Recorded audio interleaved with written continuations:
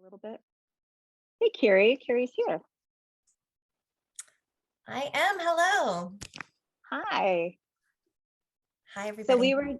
we were just talking about asking you some questions, even if they have already felt like they figured out the answers. That I wanted them to think about some questions that they could ask that would be helpful to other students, maybe who haven't done this before, or just some questions that they had in the beginning. Absolutely. Yeah, that's very useful. So if you can start thinking of those, I think it's also really useful for me to know what photography students have questions about or need, because I can make assumptions, but I haven't taught a lot of photography classes, right? This part is new, so I have some ideas. I have a bunch of resources that I have put together, but I want to make sure that I'm hitting all the right things. So don't be shy about that. I'll come to you multiple times in the in during the my time. Do you need a few more minutes? I'm a few minutes early. No, I think we're good. Are we? Do you all feel pretty ready? Yeah. Okay, awesome. Awesome. Yeah, thank you, Carrie, for being here. I really appreciate you. Yeah, no problem. I love doing these because nearly always people have I can show them things that are going to save them a lot of time. And that really is my goal in this, is to give you some confidence in research, give you some tools that'll make things easier, and also show you how and where to get some help, because often people just aren't really aware of where they can find help. I did see that you put some great links on the D2L, so I was really excited about those. I'm also going to follow up today's class with an email to everybody that gives you some of the links that I'm talking about, reminds you of a few things that I've said, just because sometimes I'll admit I get very excited and I talk quickly, and so you take notes, but I also will follow up. So don't stress too much about that piece. And if there's anything along the way that I gloss over or say too quickly or move too fast, feel free to ask and say, hey, can you just say that again? Can you talk through that again? Totally open to that. Um, Also, I like to invite people to unmute, to use the chat. If you want to ask a question but you're not really excited about doing that in front of a bunch of people, you can always just text me, chat with me, and I will anonymously answer your question. I'll read it out loud, unless it's a very personal thing, but I can't imagine there would be anything like that here. But um, I'll use my best judgment there, but no, I won't name you. So feel free to use all of that. The other thing I like to do is just get a temperature check as a start. And I like to do this with reactions, and not everybody has a reactions button, just depending on what your Zoom looks like, but you can use chat to maybe think of a great adjective, or use an emoji there. But under reactions, there's where you can do a thumbs up, you can do a heart, you can do you know one of these things. I was going to say exploding thing, all of celebratory. But there's also this ability to, in most people's thing, not everybody, have those three little dots. And if you click there, then you can get things like aliens. You can get things like rage. So I invite you to tell me through that how you feel. Yeah, I'm seeing some pop up. Great. These are really fun. I invite you to tell me how you feel about the idea of research. What is research? What does that what's the closest emoji to get, or if you want to, you can put it in the chat. What's a great word that would describe how you feel about it? Ooh, Isaac has heart eyes about it. Me too, Isaac. That's why I became a librarian. Great. How does everybody else feel? And it takes a moment sometimes to scroll through and feel through those, but I encourage you to look at that. Yes, some great, those line faces. Sometimes this is me interpreting what this means, but generally that means, okay, great. I've got some 100%. Good. Feeling 100 about it? Good. I'm seeing kind of a big muscle. Excellent. How about other people? Make a choice, or let me know through chat how it feels. I'm missing about half the class right now, so I want to hear what the rest of you think. I'll just wait a few more seconds. There we are. Cool. Okay. So what I'm kind of getting from everybody is that generally people feel pretty positive about it, which is excellent. Sometimes I get a lot of rage faces. Sometimes I get a lot of, I did get a few of those like, okay, yeah, frowny faces or like not, that's not atypical. And I think there's also that process where like at different parts of it, it happens at different, it feels a different way. I think that sometimes people expect research to look like this. You decide what you want, you put it into the search engine, whether that's Google or a database, and then you get what you want. And that's not how it works often. So there's often a lot more having to really figure out how to best word something, and that process can be really frustrating. So I want to validate those feelings if you have them. I also want you to know that we do have help for you. So I'm going to say that again and again and again. The first line of defense is always going to, in this class, is going to be me, because I'm your class librarian. So you can always email me. You can set up an appointment with me. I'm going to put my email right now into the chat. So that you can get it.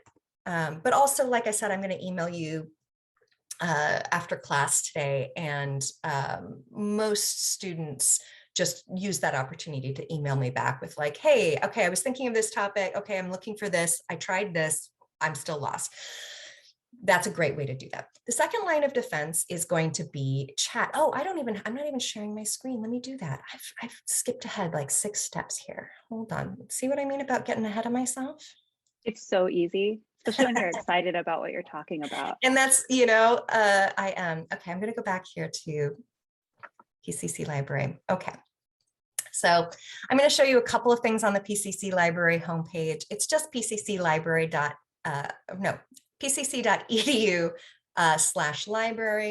I'll put that in the chat for you. If you want to follow along, that's what that's there for. But remember, anything that I share in the chat today or along the way, I'm going to send you as a link later. So you can trust that. I do want to address this little banner real quick. We have a quick survey that we're setting up to, that we've set up to ask our students what they need right now. We do this every once in a while, and it's really crucial right now as we're starting to figure out how to do a hybrid service model where sometimes we're on campus, sometimes we're off campus. Right now I'm at home. So really figuring out exactly what students need is really important. And if you do our quick survey, I promise it's quick, you can, you're in a lottery to win one of 4 $50 Amazon cards. So please do that if you can. We'd love to hear from you. Okay, so a couple of things on this page. The first thing that I want to note is the chat, but wow, it worked today. For some reason, sometimes when I'm in Zoom, it doesn't open from the homepage, but it worked today. So the chat is 24/7, always a librarian on the other line. It's not me at 4 o'clock in the morning. It is going to be somebody who lives in a time zone where that is not an absurd time to be working. But they're librarians, and we use the same tools and we have the same philosophies. It's a profession, so people understand. You'll be able to ask questions like, hey, I'm looking for this particular artist and I'm only finding these things. Can you help me, figure out some other places to find information? They'll be able to help you, even if you're a student that works at 4 o'clock in the morning, like I was. So that is always there for you. The other place that you can get some help is these research help appointments. So I just scrolled down a little bit to under shortcuts to research help appointments. And these are Zoom calls one-on-one with a librarian. And you can make an appointment with me if you want. My official times on here, I think, are just Monday afternoons. Yeah, they're just Monday afternoons. You see my name here is, I don't know why I'm at the top. I guess I'm best. I love that, Robin, thank you. I love the library chat option. It's super helpful. We can get so much, they can find so much more than I ever can. Magicians. Yes, that is our job. Our job is to be magicians. But you know, I think that we often get told, like, you have these skills. It's like, well, anybody can build these skills. It really is about building skills. It's not about knowing a bunch more or anything like that. I don't know a lot of things. I just know how to find a lot of things. That's what I like to tell people. Yeah, so use that chat if you, I think sometimes people are like, oh, okay, how useful can it be? Very, very, very useful. Please use it. These appointments are also really useful, especially if these are really great for that moment. I don't know about you, but I was also the kind of student where if a project felt intimidating or too big, or I was confused, or I ran into a roadblock, I would suddenly stop engaging with it and would stop. I would get really disengaged and often let it go far too long because it was too overwhelming for me. I learned how to work through that, but that's how I was as a student for a long time. And I think that that's a really common experience. So if you're like, I don't even know where to start, cool. Make an appointment with a librarian, describe what the project is, and they'll talk you through it and they'll get you started. So it's a really great place to do that. But also, if you're at the very end and you're like, I just need help doing my citations, great. That's where we're helpful too. So it doesn't matter where you are in the process, we really, really can help you. Yeah. Yeah, we are here to help at whatever section you are at in your research process. And I want to note, sometimes people get the impression that librarians aren't really interested in helping you, or like, I think there's a stereotype that we're sitting back there hoarding our books going, don't bother me. But actually it's the reverse. I like to say that I got my master's degree in answering questions because that's really what I do all day. I answer questions, I figure out problems, I figure out how to make things a little bit easier for you. So really, I'm just sitting here waiting for you to ask me questions. So those are my plugs for today. You can do also by schedule. There's a lot of appointments there. I also want to note that these appointments with me are just on Monday afternoons, but because you have a class with me, just let me know that you want to meet with me one-on-one, and we'll find a time during the week that'll work for you if Monday night won't work. So no stress there. Just email me. Okay.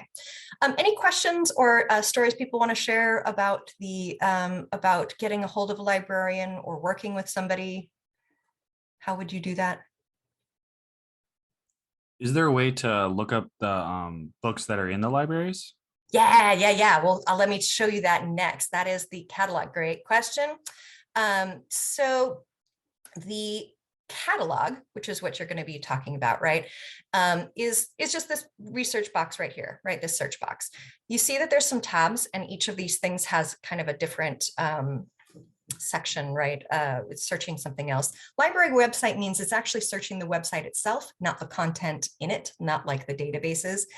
So I would say it's the least useful unless you're looking for something really specific. Like, oh, I remember there was this page that had something on it. Maybe that's useful. The next thing that's really, really useful is course reserves. And I mentioned this, I don't believe that does this class have like a textbook that you? No, okay. Yeah, so that's what I was gonna say. But for other classes, particularly like those high expensive science classes that you might be taking one of, those books can be expensive. Check to see if we have it on course reserve, and we might have it, and then you can just go in and borrow it, often just for a few hours, but you can copy a few of the chapters or just use it right there in the library. And it can save you a lot of money, or it can even, a lot of people use this at the beginning of the term when they haven't quite got their books yet, so don't fall behind. So that's a really useful thing. This is articles. We'll talk about that in a second. Those are databases. And this is books, videos, more. And when we say books, we also include ebooks, which is essentially books that you can read online. You can download them, or you can just read them in your browser. So that is going to be where you search for those things. For this class, there are going to be some there may be some books that you're interested in looking at, but probably I suspect you're going to be looking a lot more in databases and websites. Does that ring true, or do people generally find things in books as well?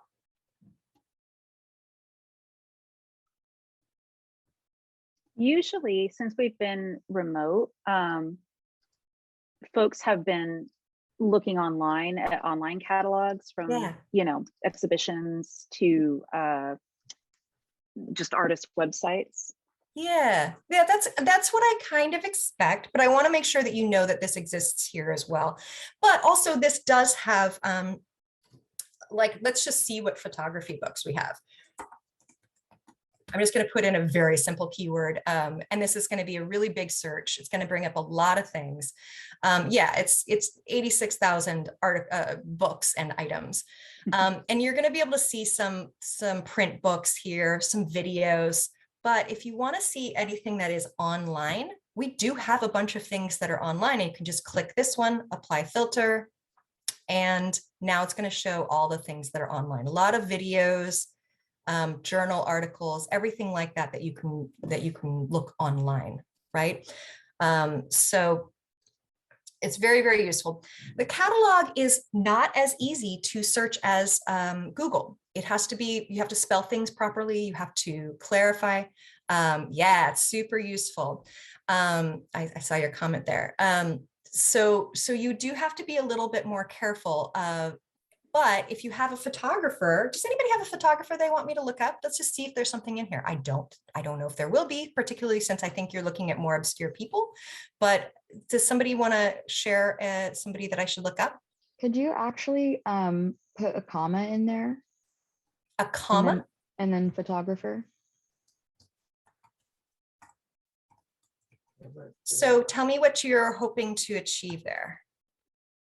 Just seeing if you can put in like punctuation if it messes Great. with it. So the answer is generally it will let you, but it often messes your search up a little bit. So putting a comma in doesn't actually help. If you're looking for multiple words, just put the multiple words in there. Any other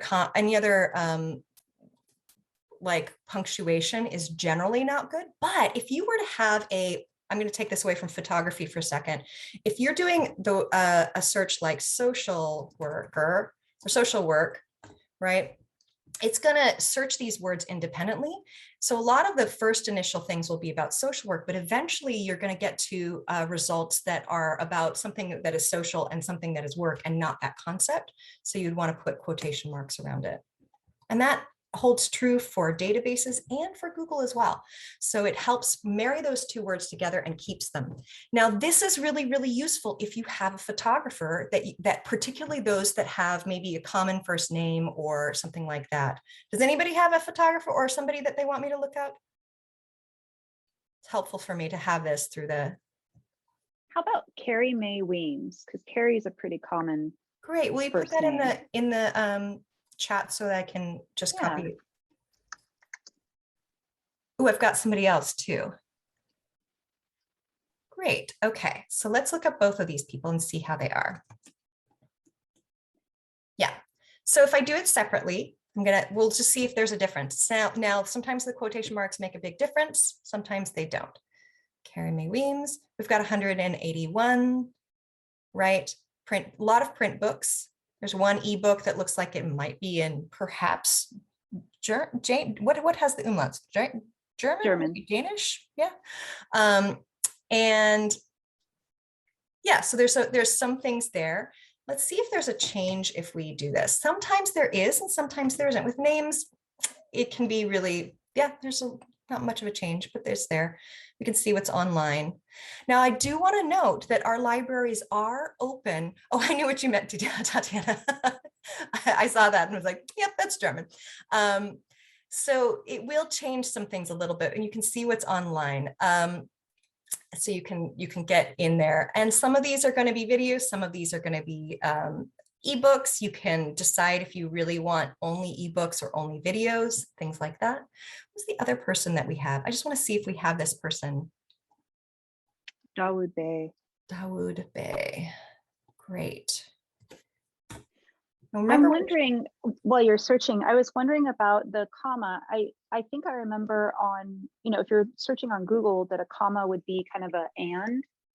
Is that, it is no longer anymore. Yeah, that is an oh, old thing, and it actually is no oh, longer really works. In fact, at this point, you want to just either, so there's an implied and between those two things, between two words. So it's right now, if I don't put the quotes, it's saying Dawood and Bey. Or if I want it to be Dawood Bey and, I would put and in capitals, photography. Right? But we don't need to do that okay. because there's an assumption that like this person is probably, not many people have this name. It's not like the name is like Charles Johnson, which is a little bit more of both of those names are more common. This is at least in America. This one is not as common that I'm aware of. So it's probably going to be a little bit more specific. So you probably don't need to do that.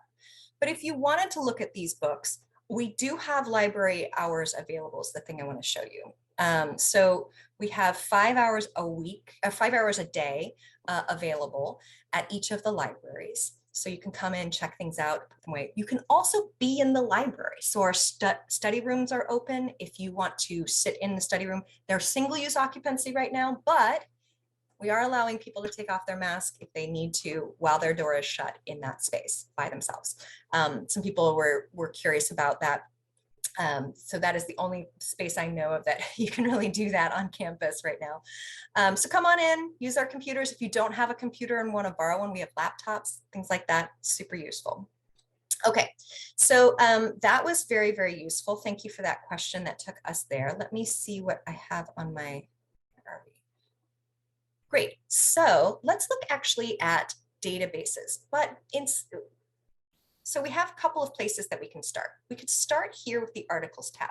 Now, for nearly every single topic, I always say start here because it's the most useful. Oh yeah, the computers also have Adobe apps on there for you to use. Yeah, we do. There's some really great things.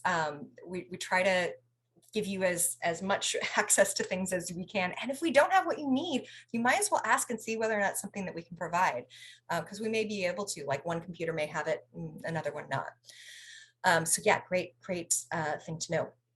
So this is our articles tab. It's just searching these two databases. They're both EBSCO databases. EBSCO is a publisher. So if your teacher ever says, go look in the EBSCO database, it's just a publisher of databases. They mean these. But if you look down here, there's tons. We have hundreds of databases, and a lot of them are really specific. We have ones on gender studies, ones on gardening and horticulture, home improvement, hospitality, information science, my field. So a bunch of different things. You can also look to see, okay, what's in the arts and designs? What's good for those? Artstor, we have Artstor. If you're not aware of Artstor, you'll get aware of Artstor.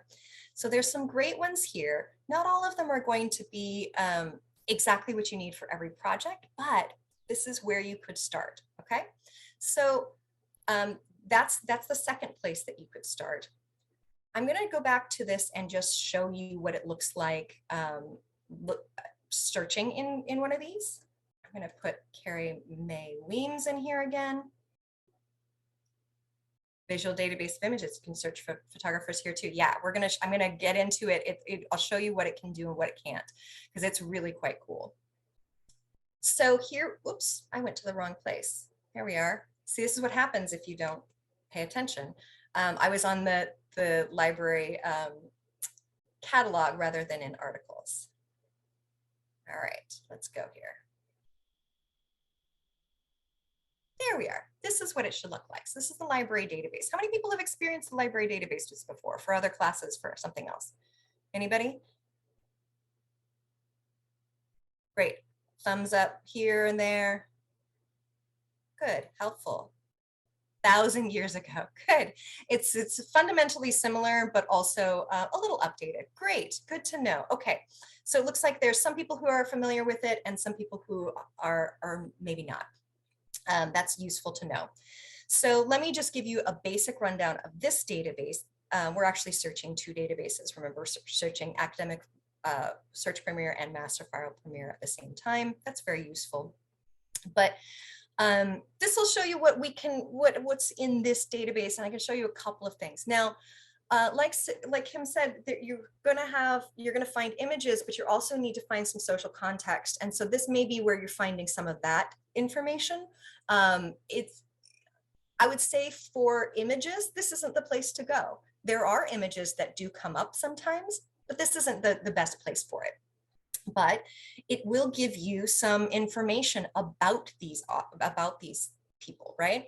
So notice that as I'm going through, I'm seeing the different types of thing that this is. This is an academic journal article. You can see what journal it's from. It's from Black Scholar, which is a journal. It's an academic journal article. Then we have reviews. So this is reviews probably of a book by Carrie Mae Weems. And oh, this is something that I should mention. This database does a pretty good job of ignoring the dashes, but sometimes if you have a dash, you can see if it changes with or without. And in fact, it did. We got 80 rather than a few. So they may technically be hyphenated, but I would always try it both and just see. In fact, it's telling me, yeah, that's interesting. It's telling me that it just ignored it. So just kind of keep that in mind. It's again that like they've basically stripped out all of the punctuations. So there's a bunch of different information here, and you can manipulate it by using the left-hand side. If you want things that are only from the last 5 years, you can decide that. Peer-reviewed. Now, peer-reviewed is the gold standard of academic articles, but for these projects, I'm going to suspect you're not going to need peer-reviewed articles. So in general, if you don't need them, I would not do it. A lot of times people kind of reflexively want peer review because they think they're the only things that are credible. That is not true. Magazines can be credible, newspapers can be credible, a bunch of things can be credible, ebooks can be credible, and none of those are peer reviewed. So you can, but if you ever need it, there it is.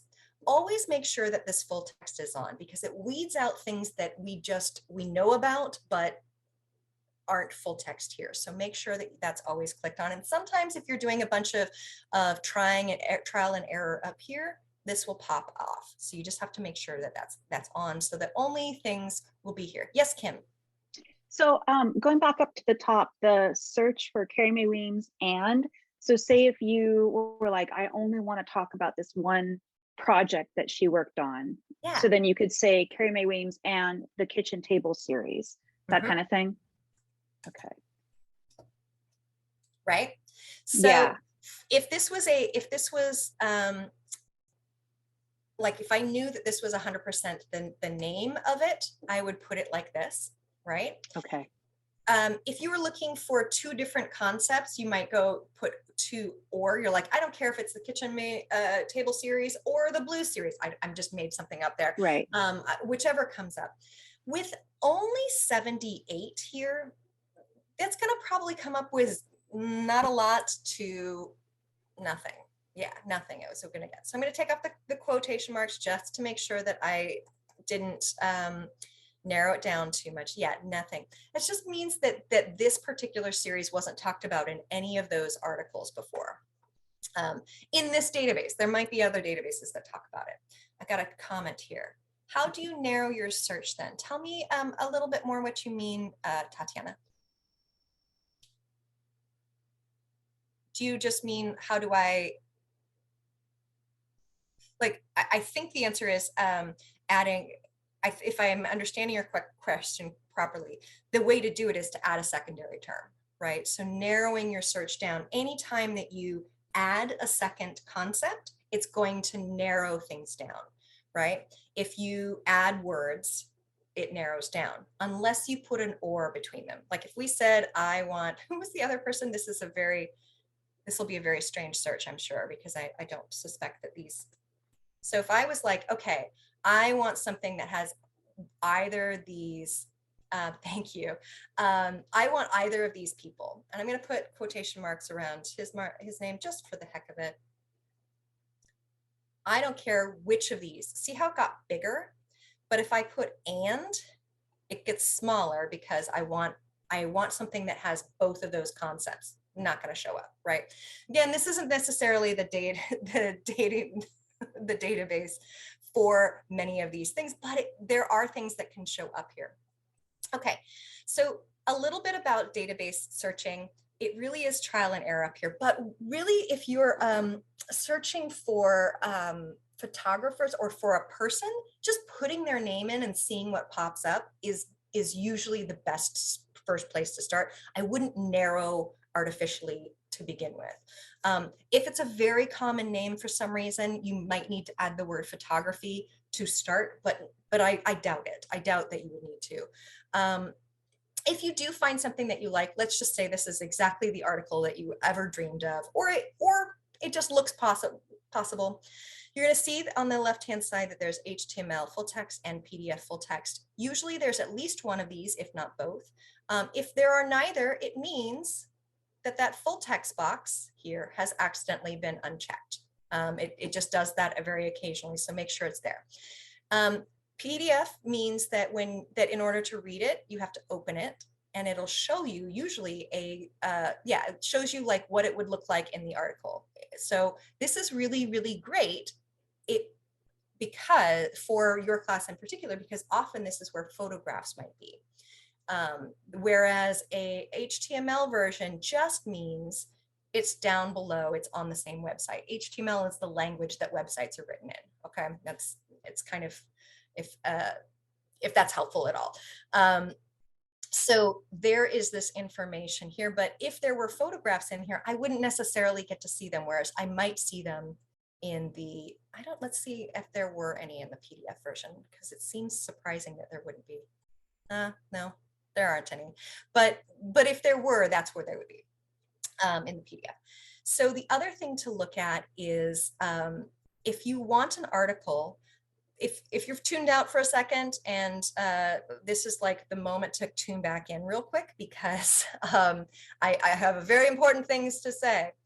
Do not try to save this link in any way. This link up here will break. You'll come on chat and say, hey, I have this link and it's broken and I don't know why. And I'll look at it and be like, about 50% of the time I can track it down because I can go through the back and use one of these crazy numbers, but that's only 50% of the time, and it's not something that you can do on your own. So there is, this is not the link to keep. Don't bookmark it, don't try to keep it. Instead, email it to yourself. 3 benefits of emailing it. 1, it'll just live in the article just live in your email box and you'll be able to keep it there. The second, it will send the start of your citation to you, so you can get your citation so that you can cite properly. We're gonna talk about citation in a little bit, but it's very important to make sure that you are citing where you get your information, everything, including images online, everything. Yeah, Kim. Sorry, I was muted. If they were going to connect the next viewer of their entry to this archive, if they wanted to share this source with them beyond the citation, is there a way for that person to then access this article? Yeah, there is. Okay, so cool. Great. I love these leading questions. They're very helpful. They're like, here, let's talk about this next thing. This is perfect. So I'm just banking it on, having assigned this project before and seeing where students had really struggled, And this is the link that you cannot use. Do not use this. I'm pointing to it as if you can see where I'm pointing. But this link at the top of the screen will break and nobody will be able to see it. Not even you after you close the window. But if you email it to yourself, you will get a link. However, if you just want the link for right now, you can also come down here to where there's this little links, chain link, and it will pop up permalink right here. See how it says permalink, and get this link. Sometimes people mistakenly think that this changes. It doesn't. Never use this one. Always use this permalink, and that's the one. It should say libproxy at the beginning. Okay. So make sure that you get that permalink. That's the thing to share with your instructor, with other people, so they can come back and look at this article. That's the thing. So it's not just in your citation, but it's also in whatever it is that you want to link to. Yeah, great question. Any questions about the database? I kind of showed you this one just because it's the first one that we usually encounter. And I'm going to show you some more art specific ones in a second. But any questions about this, things that you thought about or had confusion about? Any other emotional states about?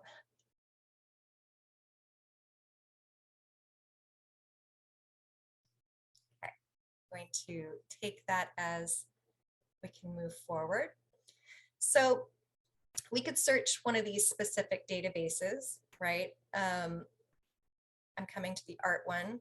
Let's just look at ArtStore real quick so you can see what that looks like, because it looks different. Here it is. This is also a database. And ArtStore is great. Who do we have here? Jawad Bey. Great. So here are 47 results of things by this artist. And you can look at them. Now you can download, you could cite this item. There's going to be all this information about where this comes from, which is really, really useful for your project. So this is one of the great places for you to come to, right? Notice in the other database, we didn't find a lot about this person. That's not because, it's just because it's not specific to that. It's a little bit more general. This is much more specific to art, so you're going to find a larger base. Now notice here, this is the link that you can share. This link, never this link, this link. Now in ArtStore, these are sometimes really similar, but this one is the one to use. Yes, Kim. I just wanted to add, if I might, I wanted to pull everybody's attention to that information: creator, title, work type, title, as well as location and some of these other subjects. These are also really good search terms to use when you're looking at Dalby Bay. Look at the exhibition name, look at where it was exhibited. You could go to that website and possibly find out more about, you know, the artist. Maybe the curator wrote something about them. So sorry, Carrie, I just wanted to let people know. I think you're totally right. I think this is totally right. Also notice that these are links, right? So the reason that's interesting is that, say you haven't settled on your artist yet, but you're like, I think I want someone like Jawad Bey, but not Jawad Bey. Okay, so how would I find things that are like that? Okay, well, let's see what shows up in this collection. Who else shows up in the Renaissance Society of the University of Chicago? Okay, so now we start looking at different things. A lot of these are photographs of art rather than photography, which is, I think, a little bit different of a category. So make sure you're finding that. But look over here, you can decide the classification. So you can say photographs. I just want photographs. What are photographs in here? Okay, who's Jeff Wall? Let's look at Jeff Wall, for instance, right? Who is this person? What are they looking at? So this is a really great way to kind of experiment with who you might be. I don't know if you've all decided on your artists yet, but if you haven't, here is a great way to kind of do some experimenting and see. So looking up somebody known and then seeing if you can find somebody that is a little bit more obscure, right? So ArtStore is really useful. You can download things. This is useful to cite things. Remember, you have to cite all of your materials. So make sure that you grab this and then put it into your documents that you're going to be sharing. And this is the link that you want to bring people back to this thing. Because anytime that you use any materials, including a photograph, you have to tell people where you got it. And the thing about images and photographs is that often people feel like, oh, if I can find it on Google, it's fair game. It's not true. Yeah, MLA. It looks like Elisa. Yeah, you can get MLA, you can get APA, you can get Chicago. I believe this class is probably going to be MLA. Is that right? Do you typically use MLA? Yeah, okay. Are we doing were you MLA asking for about this particular project? Yes, yeah. Yes. Yeah. Yes, we are. Okay. No, I was Now, just asking if we're going to use MLA for this project. Yes, we are. Yeah, So grabbing these. Now, the one thing to keep in mind is that these aren't 100%. For instance, this added Canadian artist and gave the date here, the birth date, because that is the field that's what was in this field, and it kind of just copied that over. But we actually don't want that part of it. So you would need to edit the citation to just have his name, right? So there's some editing that you need to do for these manufactured, these pre-made citations, but it's way better than having to do it by yourself. So it's a good start is what I would say. It's like the rough draft. You just need to edit it a little bit to match it. And I'm going to give you some citation stuff a little bit later. We have until 10:30. Is that correct, Kim? I want to make sure I'm managing my time. Great. Okay, good. So each of these databases are going to be a little bit different. So you just have to look for the kinds of things. Almost always there's going to be a way to filter your search. Sometimes it'll be on the left, sometimes it'll be at the right, sometimes it'll be at the top. There's almost always a way to do that. When you log in, when you go to a database, it's going to ask you to log in. That'll be your same as your MyPCC login. Those things will always be true. Each database will look a little bit different. Let's look at Fine Arts. Fine Arts is another major publisher, Gale, and it looks really similar. Whoops, I got away from, what was his? Oh, here we are. I don't want Jeff Wall anymore. I want Jawad Bey, but I want to make sure I'm spelling it right. Here we are, Jawad. Oops, see, this is my brain can't remember two things at once. Here we are. Ooh. Okay, so it looks different. See how you can filter things on the right-hand side this time? Notice also that it's separating out magazines from academic, journal from news. So you've got all these different places. And again, one thing that you might look at is also document type. Look to see if there's a place that says images. This one doesn't have images, but some databases and some results might have images as part of that type of that document type. Okay, that's where you can find things. So each of these things are going to be a little bit different. Again, you want to email it to yourself as the best way to save it. In this case, it's send to. It also gives you the option to drop it in your own OneDrive or Google Drive, but I don't like doing that. I just like emailing it to myself. Again, this link, no. This link, yay, right? And if you email it to yourself, you'll get that link automatically. Okay, questions about those databases? Anything that I covered that was confusing or that you want to go back to, or you have an additional question? I have a little bit more database things I want to share, but I do want to stop for questions.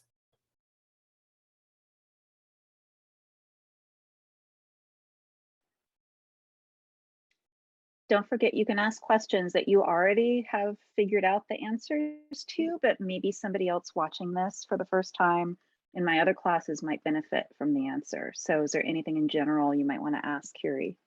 I do love that as a way to generate questions, just because I do think that there are some things that people assume they know or think they have knowledge of and want to share that, and that's a really great way to do it.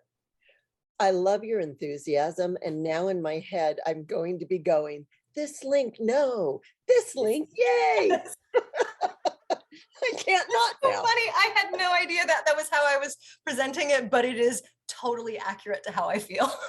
Awesome. Yeah, I am nothing if not full of enthusiasm, particularly It's about this. appreciated. Yeah, So this I had a link, no. This question. link, yes. Permalinks. Look for the word permalink. Okay, no questions are coming up, so I'm just gonna move a little bit forward. Corn Yeah, has one. sorry. Oh, sorry. Yeah.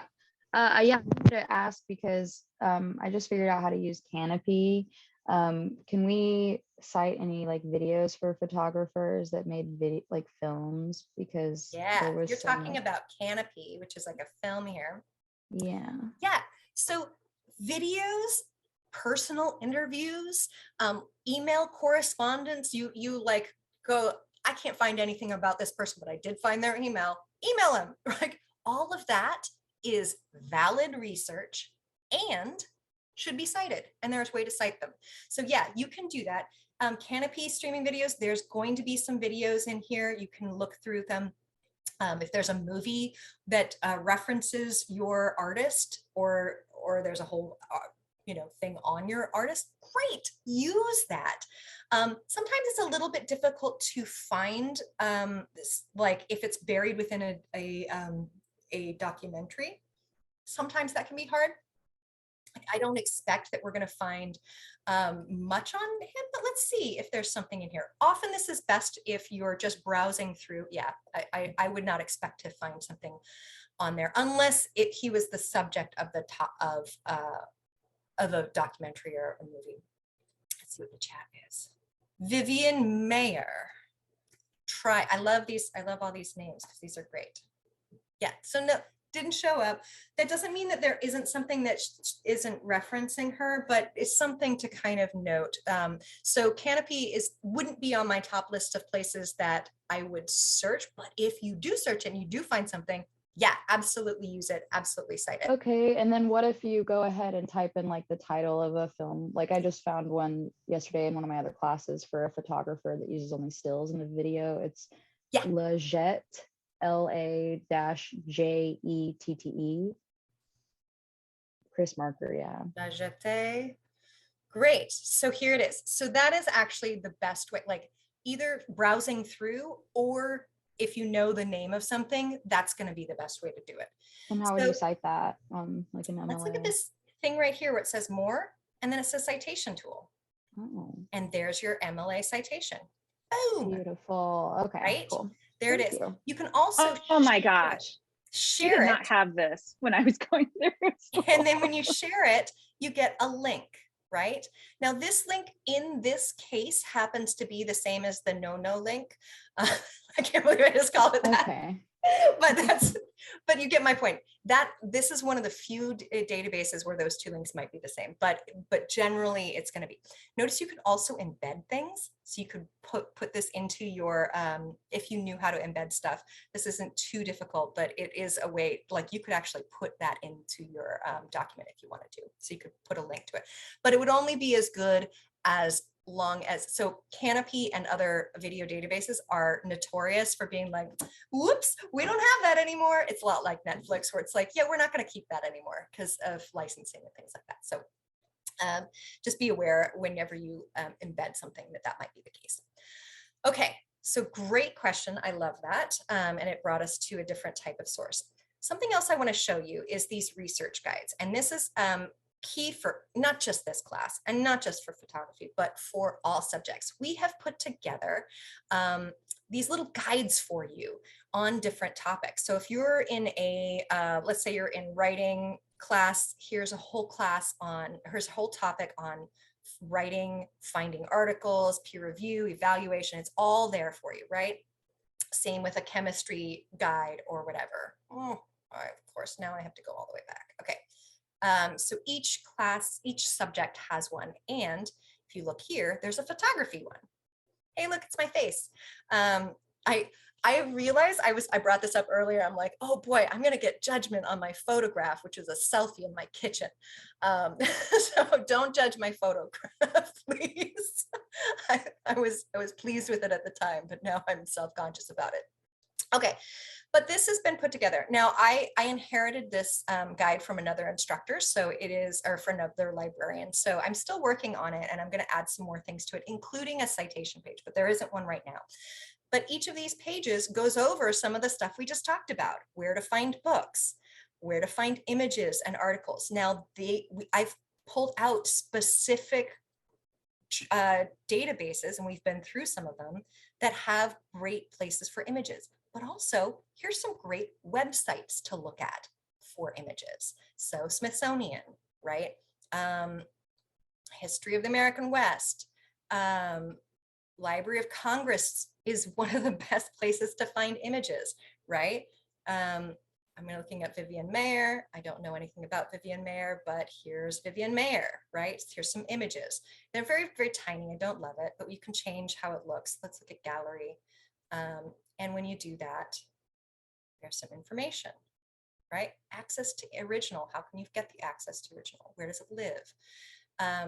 it also gives things like the rights to it, which is important to start thinking about.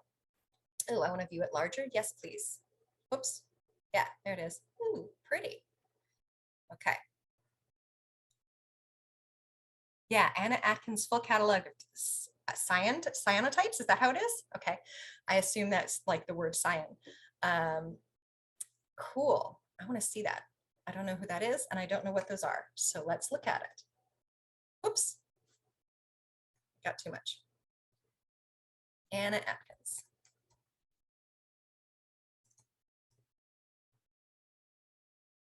Is this her? No.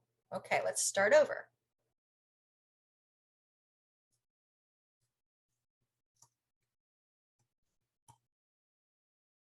That's interesting. Didn't show up.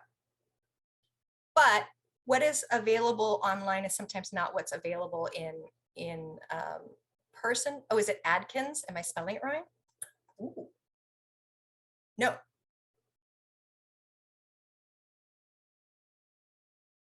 Take away the T. Yeah. Look, you guys, I did not become a librarian to spell in front of people. Nope. Not I don't coming. know if it actually was removed from the catalog, but they used to have the full publication of all of her cyanotypes, and we were spelling it right. ANNAATKINS. It is T. It is T. So so here's something that is the case. Sometimes things are in here. Sometimes they're easily available. I just went to the major Library of Congress to see what's there, and again, it's bringing up a million things because we're not looking at that. Come down to photographs. So there's different ways that you can search it. But you promised me. I wouldn't say they recycle it, but sometimes they make some things more available than others. This is, oh, no, that's not it. Yeah. So I'll investigate this to see if I can find it. Maybe if you type in cyanotype. Ooh.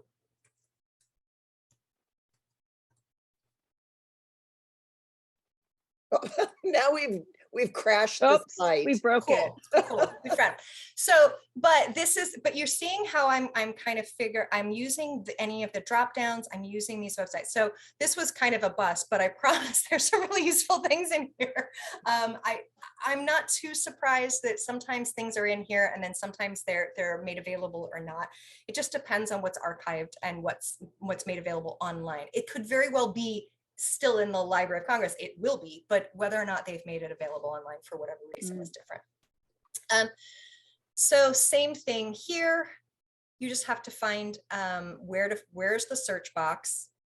Okay, where is the search box? There it is. I thought that it was down here. It's down here. Where's the search box? And then use the results, filter those down. So this guide is going to be kind of a good place to make sure that you have in your arsenal, right? So that you can come to these websites, look through them, see what you can find. Additional resources. Oh, I've only got 10 minutes. This includes some local places because you may find that you want to do a local artist, and those are going to be a lot harder to find in the MoMA, right? Not necessarily, we might have some very famous local artists, but if you're looking for somebody who has a lower profile, you may be looking for them through Google. You may be looking at them through more local resources like the Oregon Arts Watch to see if there's information about which galleries there were. Now, one thing I want to talk about is when you're looking up anything on Google, so let's do, I like this guy's name, but I can never remember how to spell it. Dawad Bey. Yeah. I keep coming up, I have to scroll back. There we are. Tatiana keeps giving it to me and then I keep.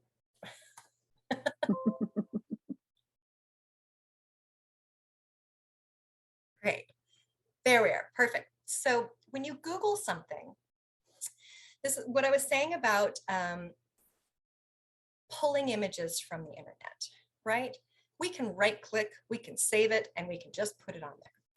But the problem with that is that there are so many unlicensed images that are being used in improper ways. So when you find an image, the thing that you want to do is see if you can find where it lives, where it originally lives. So those are typically going to be either the artist's own websites or a gallery or a museum or somebody that has that. So try not to find them on somebody's just random blog. Trying to pull them from there. See if you can track it backwards. Hopefully they have told you where they got it. If they didn't, don't use it, find another one. When you're looking at images, often you'll get 16 different options for each one, but you can see where they're coming from. See New Yorker. Look for more legitimate places to get them. You also need to cite these. Remember, always cite them. Always, always, always, right? This is from the New Yorker. This is from this, this is from this like article on him. Great, but now I have to cite this, and I hate that because it's difficult to have to figure out everything. But if you use MyBib, mybib.com, it is the best place. I'll put that in the chat, and I will share it with you in my email later.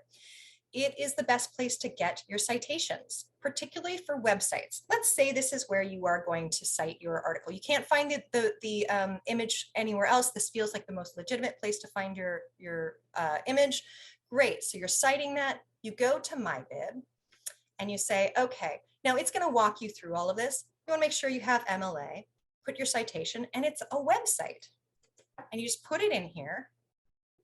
Robin says it's the only thing you use. Yeah. Don't use any other citation tool. This is the best one. It is free. They deliberately made it because they think it's good, probably credible.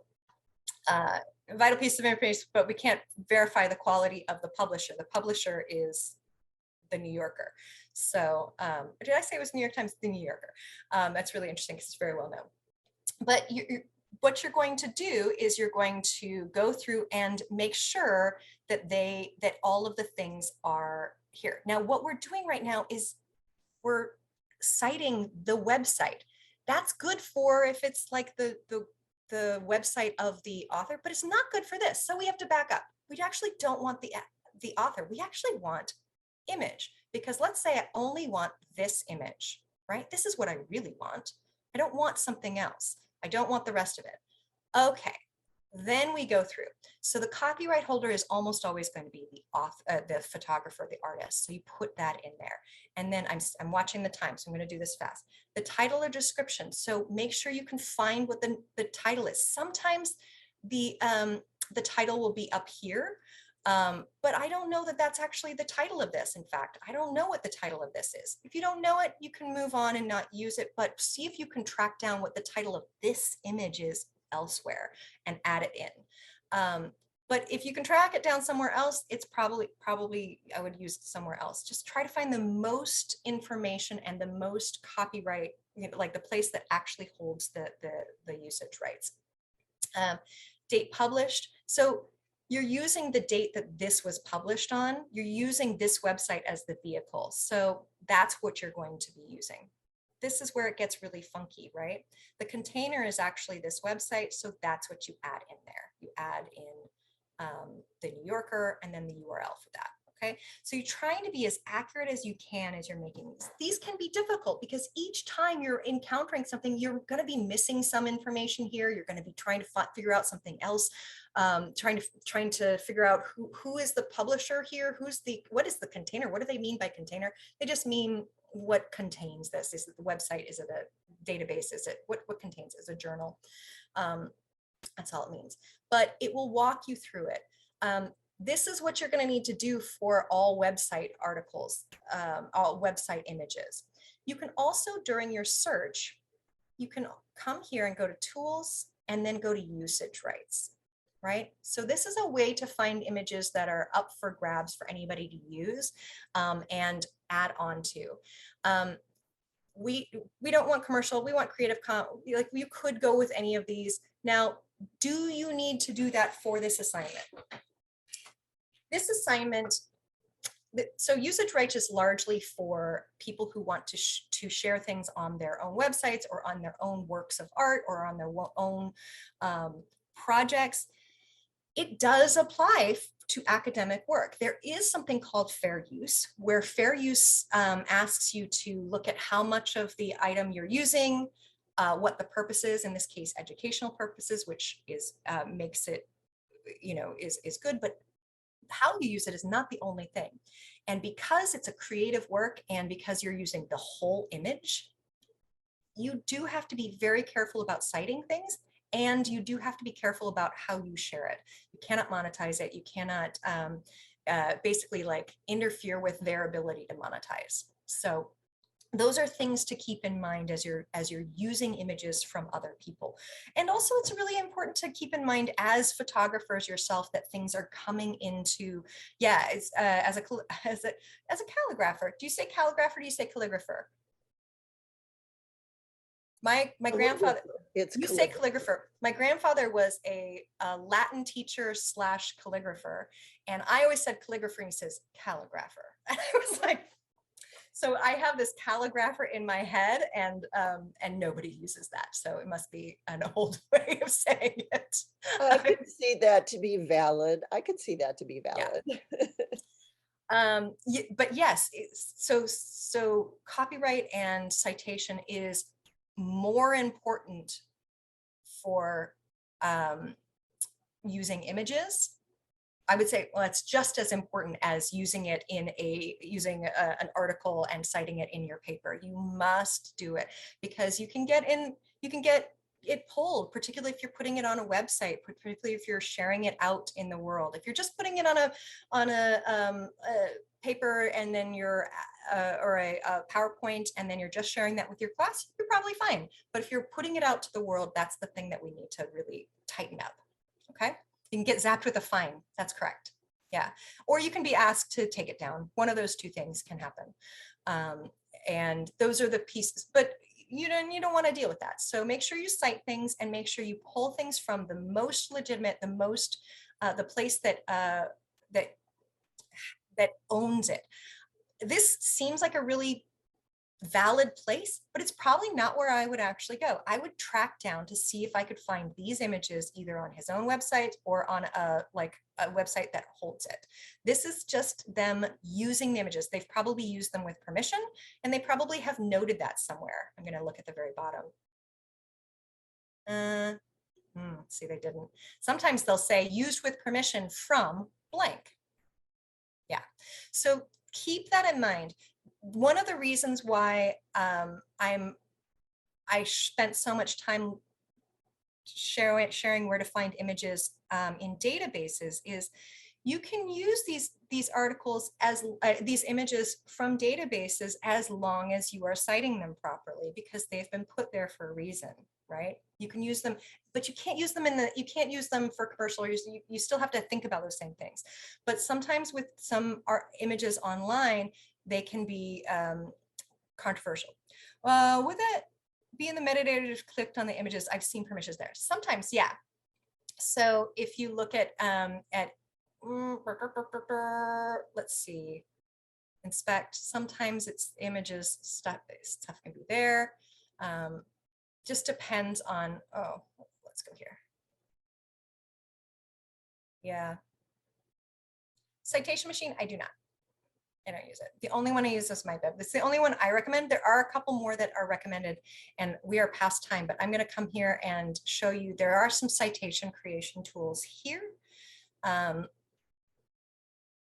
that talks about MyBib, citation builders, SiteNight.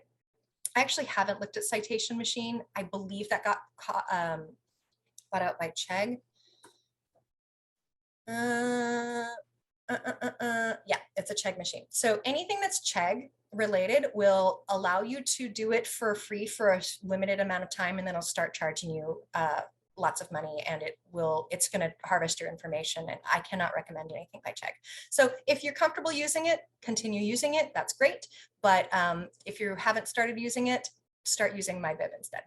That would be my recommendation. Okay, I know I'm a minute out over time. Do I have any last questions or things that I can answer for you? Places that I glossed over, things that you want to. Yeah, where did you see the Smithsonian link? Was that from the library's Yeah, sidebar? great question. So let me go back there because I did go very quickly. So from the library homepage, there's these research guides, and I went to the research guide and went to art and photography. And I went to this guide. I'm going to put it back in the chat. And again, I'm going to share that in the post-class email. Awesome. And on there, we have a bunch of different websites. And under one of them, I think it was this one. Smithsonian, there it is. Oh, there Yeah. we go. Yeah. And here's the other thing, Kim, if you have some websites at places that you feel like, if you want to share that, or if any of you are like, hey, I found this really great archive, or it'd be really great if this museum was featured here and they have a really great archive, please share that with me, because the only way That I would be learn about great. these things is by hearing from people who know. So I can do my own research, but I also am not an expert in photography or in art. I'm an expert in theater. We can have a whole conversation about that, but I'm not an expert in and libraries. So that was under Find Images and Articles. Find images, yeah. Okay. Yeah. But you. I would take a look through all of these because there's a bunch of different places to look. And here's a link to Canopy, that streaming video place that we talked about. I learned so much, Carrie. Like, this was really, really helpful. Good. That's the hope. I would invite you to, if you do have a question, or if you are curious about something else, if you need help in a different class, just respond to that email that I'm going to send out later today. Don't hesitate. Especially if you feel like you have somebody that you're really interested in, but haven't quite figured out how to search for yet. Let's experiment. Let's see what we can find. I'd love to help you with that. That would be really great. And then also for those of you who are looking at highlighting an artist who maybe is only on social media or only on a YouTube feed or Twitch or something like that, that would be really helpful, as well as any interviews that you're able to have with folks. So yeah, thank you so much, Carrie. You're welcome. And I will mention my last parting shot is going to be, even if they are quote unquote just on social media, just on Twitch, you still cite them, and there are ways to cite those. We've figured out ways to cite everything. So even if you think like, oh, this is just here, everything gets cited. Okay, Awesome. Tatiana, thank you. I'm glad that it makes you want to do research. I tell people I got a degree because in library science, because I like doing the research, didn't like writing the papers. So I didn't become an English person. I became a librarian. All right, this was really fun for me. Thank you for all of your questions. This was very, very fun for me. And I hope that you all have very successful and great projects. Okay, bye-bye. Thank you, Carrie. Bye.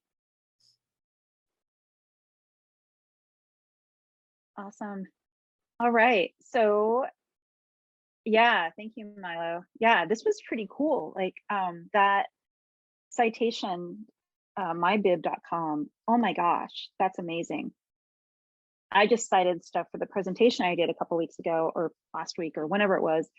And I had to look up what the citations were for websites because it hadn't done it in so long. So for our collaborative archive project, hopefully this feels like you've got some places to start. And what you'll find is that if you just follow your interests, you will either find an institution that really caters to the kind of photography or the kind of photographers that you're looking into, or you might find a show. Just, let yourself just kind of meander, and you're going to find some really cool stuff along the way. Not all of it is going to fit. Like, for instance, when she looked up the different photographers and found Jeff Wall. Jeff Wall is like super popular. He's been kind of a part of the canon of photography for a really long time. He's not necessarily somebody who would fit for this assignment, right? He's already kind of become an art star and everybody knows about his work. So it's something like that, you know, yeah, his work is really cool and maybe you'd be interested in it. It may not fit this assignment, but that doesn't mean that you can't benefit from like knowing about him now, because you're like, oh, how big are his prints? Oh my gosh, right? So as you do your research, inevitably you find out about other things along the way. Just, you know, kind of keep snapping yourself back to that idea of like the purpose of this is to then take this collection of photographers and not just, you know, see myself in this, but also like maybe turn around and be like, hey, middle school after school program, eventually when we get there again, you know, here's some cool photographers who are, you know, from your communities, from your backgrounds, from your hometown, from, you know, your neighborhood, right? So you don't necessarily need to look at somebody who's new to photography. They can be someone who's been around for a really long time. I want you to think about proposing someone who, you know, you feel like isn't included in that basic level of like, these are photographers you should know, right? So read through the description that's in the module again. And that's why I'm asking you to propose your photographers so that we can have a conversation about, you know, whether or not this person actually meets the criteria. Because I don't want you to do all the research and then feel at some point like I'm not finding anything that makes this artist feel like they should be part of this collection. They've already been highlighted. They're already, like, say Ansel Adams is a great one, you know, everybody knows about Ansel Adams. Ansel Adams' work is pretty much everywhere. You might find somebody else through his work, but he's not a good fit for this project because he is part of the canon of photography. He is one of those first photographers we look at. If you just look at any textbook of photography, you'll see an Ansel Adams image, just like you would see a Jeff Wall image probably. And then earlier before we had Carrie in here, you were kind of going over this, but were you saying something about somebody who is like a photographer who's celebrating or prideful in like their culture or who, like, what were you saying exactly, like verbatim? Because I don't remember. So the idea is that this is centering joy, right? This is not about photographing. There's a long tradition of white photographers going into other communities and documenting those other communities. Very Edward Curtis-esque kind of approach where it's like, oh, the tragedy of the disappearing American Indian. No, that's not what we're looking at here. We are looking at artists from communities. A good example like is Gordon Parks, who was African-American photographer photographing and doing street photography and portraiture of folks in his own community, because at the time white photographers were coming in and they were photographing communities in Harlem and in New York that, you know, were really focusing on perpetuating the narrative that was already dominant in society, that was quite racist and you know, oppressive. We're looking at like, how is somebody picturing their own community? How is somebody uplifting their own community and celebrating, you know, themselves, rather than someone else coming in and being like, oh, you know, this is the story I want to tell, and they're not part of a community, right? So you can think of community in a lot of different ways. So it can be kind of difficult sometimes to like narrow down, like, who exactly are we talking about, you know?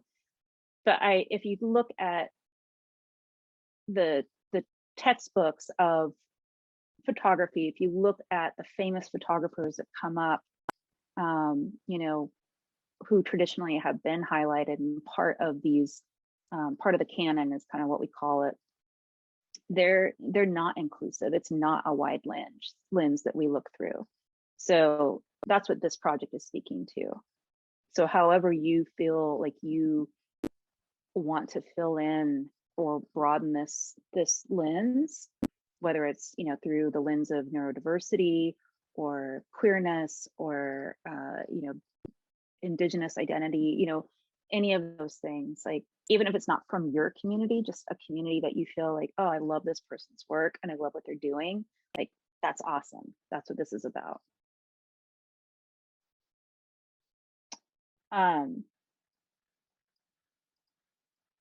So yeah, so this proposal is really about kind of checking in and being like, I like this person's work. I don't know how to find out more about them. And so we can have kind of be in a conversation too about like, oh, I know that they had an exhibition at this gallery. Check out the gallery, that kind of thing. All right, if there are more questions about this, then go ahead and email me. Use the discussion area, the course lobby area, so that you can ask each other questions too. If you have more than one person that you want to look at, go ahead and put them in there for the assignment as well. This is just kind of a benchmark that we need to reach at this point in the term so that you can all get started on your person and feel like you've got enough information to move forward.